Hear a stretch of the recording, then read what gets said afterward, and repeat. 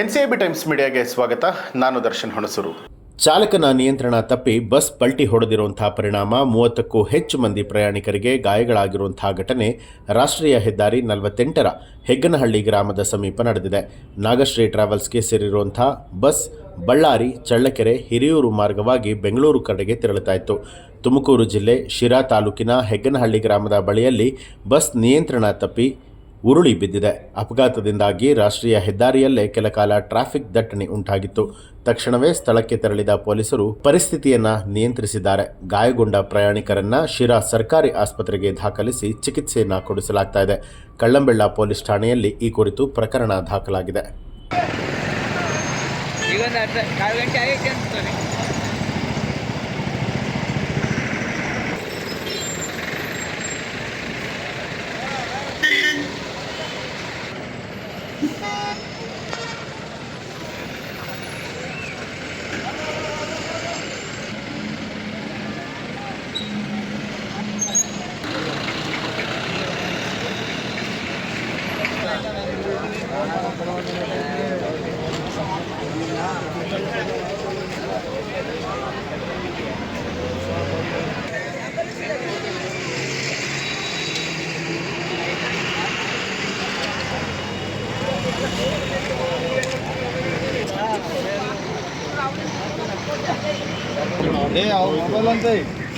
Mobile ಮಾಡ್ಕೊತೀರಿ.